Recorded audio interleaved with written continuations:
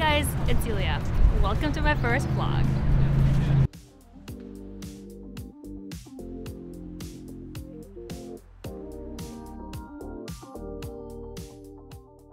So today we're gonna go to Blick, which is an art supply store here in New York. And we're gonna look around because I need some new paintbrushes, I need some new watercolor paper, I need a palette for my acrylics, and we're just gonna go check it out and see what they have.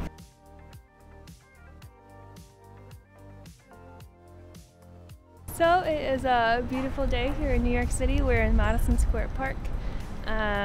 Just hanging out and enjoying the nice weather. It doesn't really look like it's that nice because I'm like bundled up in a scarf and coat and hat, but it's December and it's about like 40 degrees Fahrenheit, so you know, you take what you can get.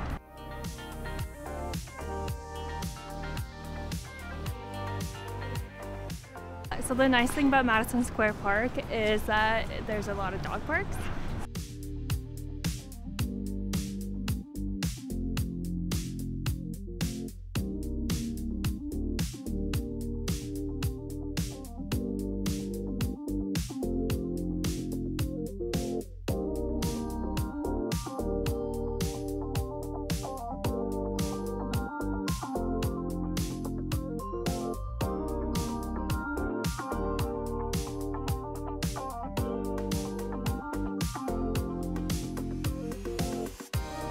You have a Blick account?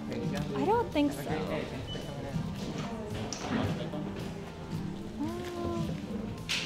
Next guest Is paying it free? with card.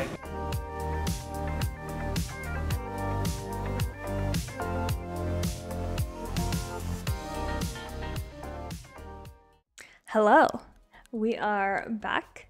I'm gonna show you guys exactly what I got.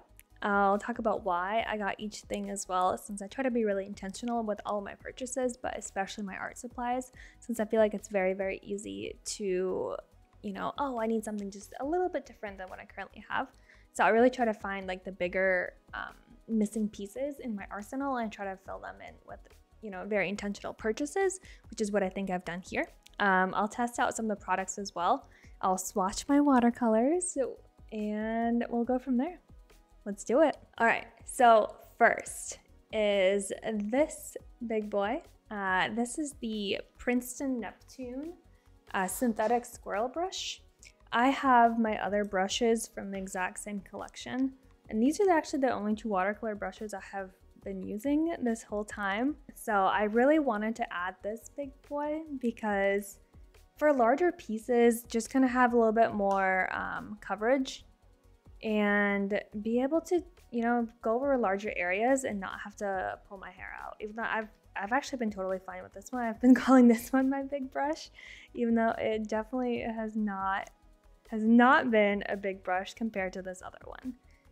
And then of course you have this one for the finer details as well. So I kind of feel like that's a pretty rounded out set in terms of watercolor brushes. So I'm excited to get to use it. So one more thing is that I always like to keep the little plastic bits that come with the brushes, just because it really helps to keep the bristles protected when it is in storage. So like I still have this one and kind of really has kept my brush nice. So as you can see, the hairs aren't falling out of it or anything. It's still quite smooth. So I'm hoping to keep this brush that nice shape as well. Also, my storage for my brushes is just this. So you could say it needs the protection of the little plastic cover. Okay, next we have this mixed media palette. I am quite excited about this one since I've never actually had a mixed media sketchbook before. I've only had a solely dry media, so pencil or pen. So I was excited to get this to be kind of a multi-purpose tool to take with me. For example, if I'm gonna go sketch outside, I'm gonna go travel, and I want it to be not just a sketch, just be able to put all kinds of mediums on it. And this was actually the heaviest weight paper that I found at Blick. It's 138 pounds or 224 grams. So I feel like that was a little bit better in terms of mixed media sketchbooks in terms of weight. It'll be able to hold a little bit of watercolor and not like completely buckle, because I was worried about paper thickness in some of the other brands. For example, 100-pound paper, I feel like would just be so flimsy. Like even with this one, I don't think I'll be able to do a complete wet on wet technique, but I think it's at least a little better. And I also really like the easy perforation. I like the top binding as well, so then I can just kind of sketch with this like in my lap, or be able to paint freely without the bindings getting in the way. And here it is for size reference next to my head. I'm just kidding. It's a 9x12, so I also thought that was a pretty good size in terms of like being able to travel with it, but still having enough room for like a larger portrait or maybe like a cityscape. Just gonna have a little bit more optionality in terms of what I would like to do with it. Next is this acrylic tray palette. This is a much needed purchase because my previous acrylic palette, I'll show you guys right here, is a piece of cardboard, front and back. So, you know, we don't let anything go to waste. But to be able to actually blend on like a very solid surface, like with a palette knife to blend my colors, I'm really looking forward to. I'm looking forward to easier cleanup because this is also quite messy. But yeah, I think this is just long overdue to actually get this bad boy and have some for my acrylics. But last but not least, I have an emergency cardboard palette cut from the same box. So we have this in case anything happens. So you're actually looking at the next item I got. It is a blank white piece of poster paper.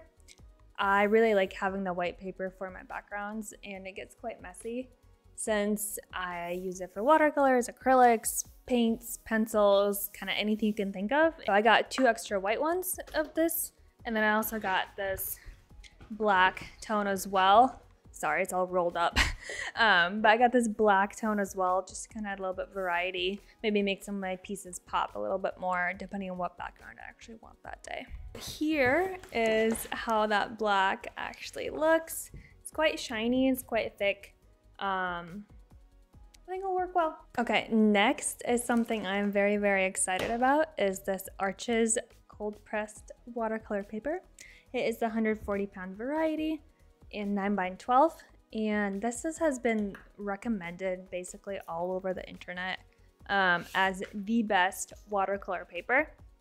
A lot of the time I've just been using like the cheapest paper you can find, which is fine. It's been totally fine to practice on, but this is going to be for just some, you know, nicer quality finished works, and I'm excited to put it on some of the highest quality paper you can get.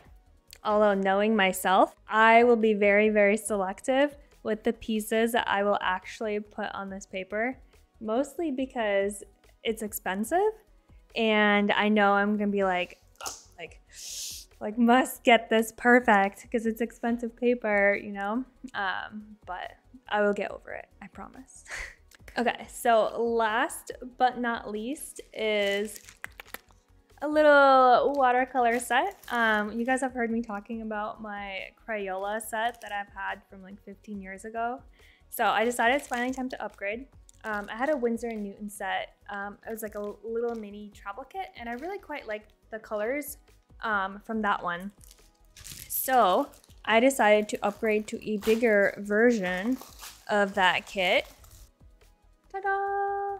We have 24, a little half, no, it's actually full pans, which I'm really excited about. And I'll do a little swatch test as well so you guys can actually see what it looks like. I'll include a few shots of it here, but I made a YouTube short time lapse of the whole process of opening and swatching, and it's quite satisfying. So I'll link it here for the full version. Thank you so much for coming along with me on this art supply haul. I hope you enjoyed it. I'm excited to get started working with my supplies. I'll see you next time. Bye.